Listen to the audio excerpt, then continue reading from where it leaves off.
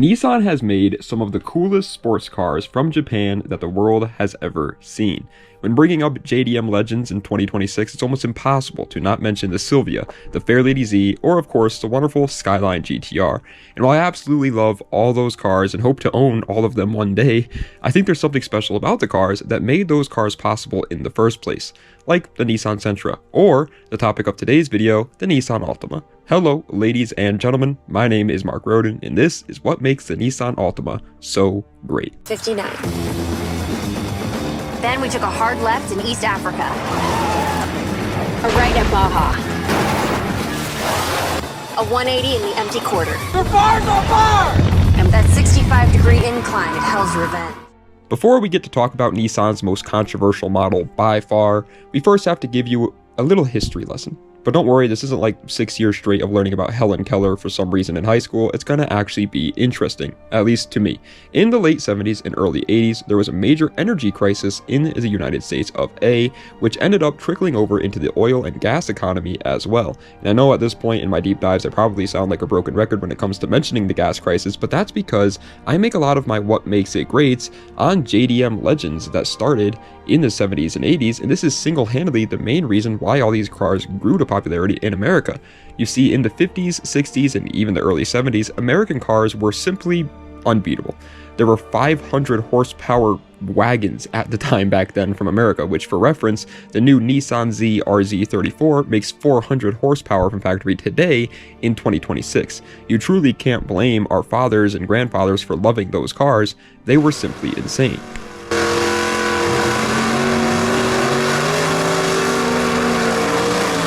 However, all good things must come to an end, and with insane horsepower American muscle cars, that was the gas crisis. Since Americans can no longer afford to drive these huge gas-guzzling V8s anymore, this opened the door for all kinds of car manufacturers to thrive in arguably the most influential car economy in the world, the USA. Car companies like Volkswagen, Honda, Subaru, and yes, even Nissan have the gas crisis to thank for their modern success. Every single one of those companies immediately started selling their smaller inline-4 cars to the Americans en masse, and is what made the Honda Civic, Toyota Corolla, and even the Nissan Altima household names today. Just like how Mark Roden could be a household name if over 80% of my audience wasn't unsubscribed. Just saying, just putting it out there. When the 90s finally came around, Japan's economy was absolutely booming for the car market. Every single company was just rolling in dough and ended up splurging, which again is where all these 90s legends come from, like the RX-7, Silvia, GTR, and Supra. And during all this chaos, in 1992, a really cool car would completely fly under the radar just because it wasn't an RB26 powered GTR. Nissan would make the Altima. Nissan Altima GLE. Altima? Huh, so that's what it's called. The first generation Nissan Altima, which goes by the chassis code U13 by the way, was released in 1992. Like I said, you short-term memory loss mother trucker, and just like every other Japanese car of the time, it was pretty well received almost immediately. The car sold right under 31,000 models, which, don't get me wrong, is nowhere near groundbreaking like the Corolla's 230,000 model number or anything, but this car had only 13k less models sold in its very first year of production than the entire R32 Skyline's 5-year runtime. But guess what? That's not the actual number of sales for the Altima. That's right. Just like every other car ever created by a Japanese company sold in America, it had already been built for quite some time in Japan, just under a different moniker, the Nissan Bluebird, which I'm sorry to tell you, but unfortunately the sales number for that car in 1992 is just apparently like trying to find a problem with Red Dead Redemption 2. It's just not possible. I guess, I'm afraid. Nonetheless, the Nissan Bluebird was selling like hotcakes in Japan, and is the sole reason why Nissan thought it would be a good idea to sell it to Americans under the Altima name, and so they did. The first gen Altima, or at this point 12th generation Nissan Bluebird, yes, there was a lot of Bluebirds, as a matter of fact the wonderful Datsun 510 is technically a part of the Bluebird family, would be equipped with a KA24DE, which is a 2.4-liter inline-4 making around 150 horsepower, which is the same motor they were throwing in the wonderfully iconic Nissan 240SX S13 at the time. Say what you will about the KA, it is a very desirable motor, and for good reason. With a simple turbo thrown on one of these motors, they can make upwards of 350 horsepower, which may not seem like much, but for a car weighing in at only 2,900 pounds with a 5-speed manual transmission, that's really not that bad, even if the power is going to the front wheels.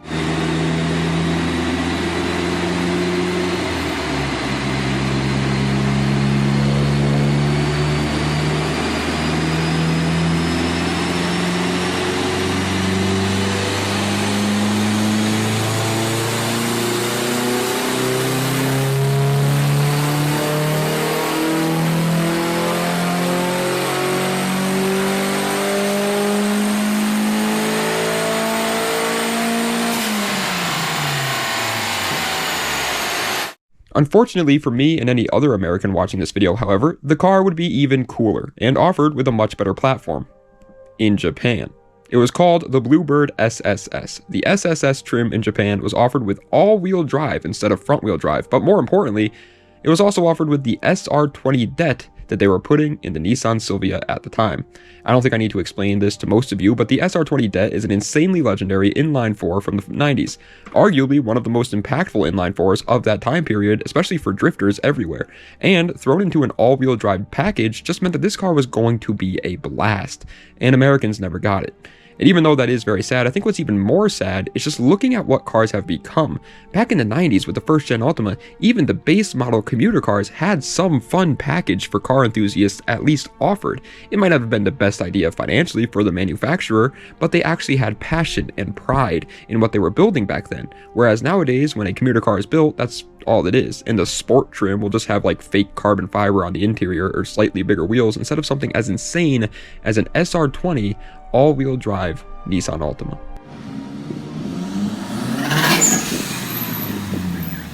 But the show must go on for both this video and the Altima's history, because in 1997, Nissan would release the second generation of the Nissan Altima, this time being much bigger and better in every single way. Literally everything about this car was different and the world was excited. I'm just kidding. The second gen Altima, or the L30 for a chassis code, was largely similar to the U13. The SSS trim was still there for Japanese markets, and for American markets it was offered with the exact same transmission and motor as the first generation. The only differences with the second gen was the styling of the car's exterior, and the interior was obviously updated and modernized a bit with things like a bigger glove box and bigger cup holders, folding back seats, depowered airbags. But that unfortunately wasn't enough to woo buyers, and this generation sort of went down as the ugly duckling of the Altima. The only true thing it did better was give the driver more room, but that in turn added some weight to the car, making it a less enjoyable driving experience. Basically, the second gen was the same as the first gen, just heavier and looking much more tame. Speaking of cars that look tame, let's talk about the third gen.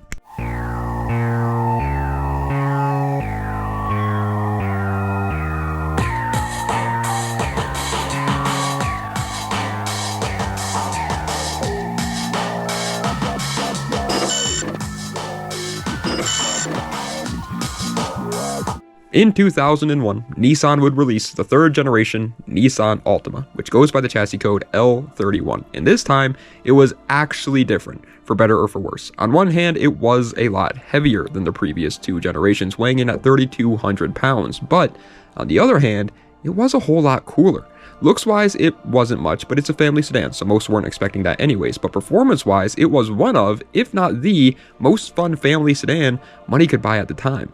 It was still front-wheel drive, but now was given a multi-link suspension system, a much-needed interior upgrade, disc brakes on all four corners, and most importantly, for the very first time ever for the Altima, they would give it a V6. And that V6, just like the Altima's history, was very controversial, but very good.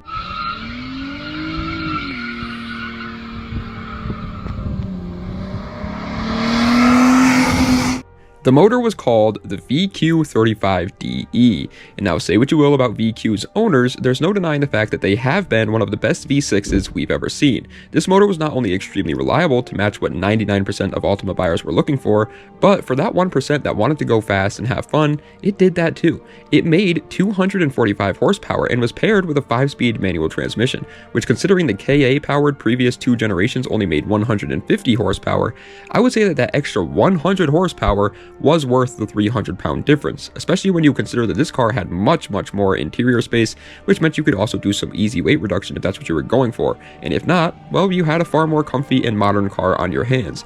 And if for some reason that wasn't enough, they would give this car an even cooler trim, the SER.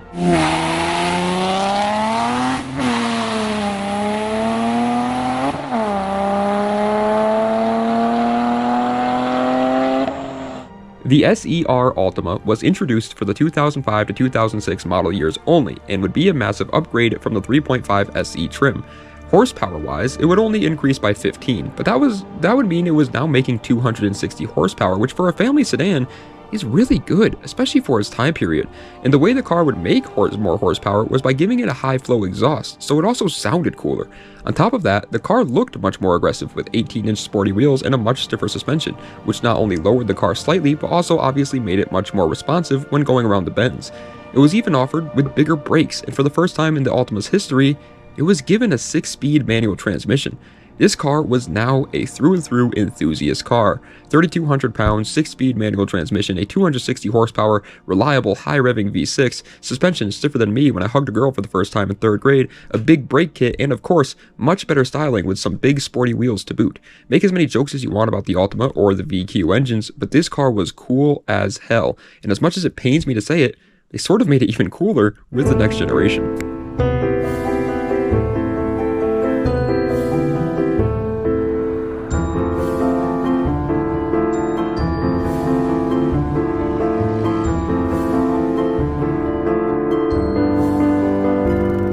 The 4th generation Nissan Altima came out in 2006 and was largely similar to the 3rd gen, but sort of just improved on it, to be honest. At least for us car guys who like manual transmissions, because this would be the first Altima to be offered with the CVT transmission. Like I said previously, the Altima has a very controversial history tied to it, and the CVT is part of that reason. Nissan CVT is plain and simple unreliable. There are people out there who will argue it's the owners not maintaining the trans correctly or the fact that they're beating on it too much, but no. Are Altima owners typically people who have no knowledge on cars and don't know how to take care of it correctly? Absolutely. But so are Corolla owners, so are modern Civic owners, and those trans don't have near as many problems as Nissan CVT does. So in my and many other car guys' opinions, just don't touch the CVT. Same family. Viruses come in families. Stop touching niggas with your hand. If you are a car guy though, as I said before, this generation was pretty much just better than the last one. It was still offered with the 6-speed manual as standard, the weight was the same, and the VQ35DE was still the engine offered, but now it had a slightly shorter wheelbase, made 270 horsepower in the base model, which keep in mind is 10 more than the SCR trim of the previous generation, had upgraded suspension, and was overall just better to own with much more creature comforts and a more modern design to it. This was also the first and only Nissan Altima to be offered as a coupe, which was pretty much exactly the same as the sedan, besides an ever so slightly smaller wheelbase, but looked a whole lot cooler, and that's what being a car guy is all about, right? In 2010, the car was given a facelift as well, which not only made it look much better, but once again offered more modern creature comforts like a Bose audio system, vehicle dynamic control, and an upgraded navigation system. Plain and simple, the 4th gen Altima is peak for the Nissan Altima, well, except for the reputation they have. I'm on the way. Oh, sorry! I ain't hit nobody! It's now 2012 though, and of course, the 5th generation Nissan Altima was here. And sadly, I think this is where the Nissan Altima decided to lose a bit of its whimsy that made it special with the last 2 generations. It was still offered with the VQ35DE, but unlike previous generations, it would stay at 270 horsepower and make no improvements, while unfortunately also gaining 100 pounds and dropping the coupe body style from the lineup due to low sales. The interior would obviously be updated to be more modern, and the CVT would get a tad bit more reliable, but still not great. But they would also drop the manual transmission. This is just a catastrophe. I said earlier how commuter cars nowadays don't take any risks or even try to make their cars fun anymore, and for the Altima, this is kinda where it started. The fact it's still offered with the VQ35DE is the only saving grace, but even that isn't much considering this is 2012, 3 years after the release of the VQ37 and a whopping 5 years after the VQ35HR, which were both much better than the VQ35DE.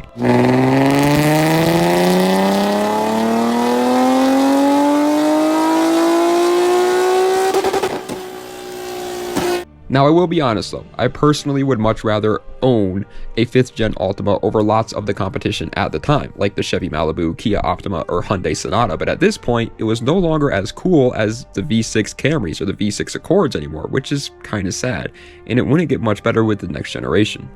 What are the signs of intelligence? Flexibility, confidence, ability to respond. This is Nissan Intelligent Mobility. The 6th and so far final generation of Nissan Altima was released in 2018, and so far it hasn't been much. It still was not offered with a manual trans, and it gained another 100 pounds while also dropping the V6 from the lineup completely, instead replacing the sporty model with a 248 horsepower 2-liter turbo 4-banger. That's less horsepower and somehow more weight in an inline 4. Not very good there, Nissan. Now, with that being said, there are still some selling points about the 5th gen. For example, for the first time in Altima history, at least for the United States, it would be offered as all-wheel drive, which is obviously much better than front-wheel drive. And I personally believe the looks of this generation are easily the coolest of all generations. Yes, they look like average traffic, but they look aggressive and cool now, which is something that couldn't really be said for the past 4 generations of the car. Looks-wise, it definitely beats the Camry, Malibu, Optima, Passat, and Sonata, and it is tied with the Accord to me. It also would have a bunch of new creature comforts and updated, more modern interior, of course, as well. So for a daily driver, which, let's face it, is what 99% of Altima customers are looking for, this is a very good car. It's just not that great for us car enthusiasts.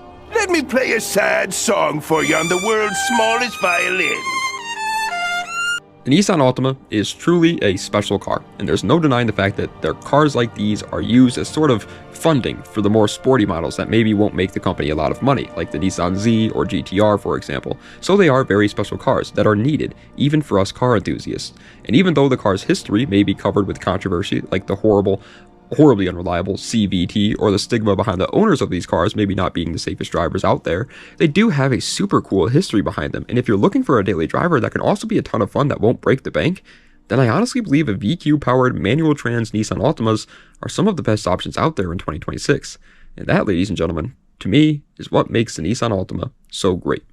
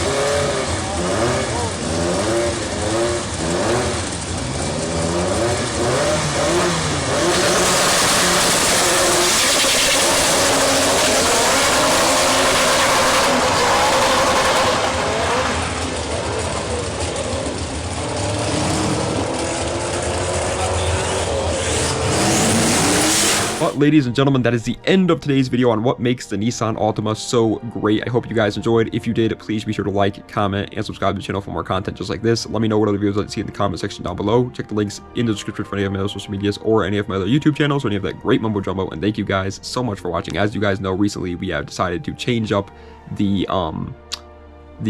way that these... Sorry, one second.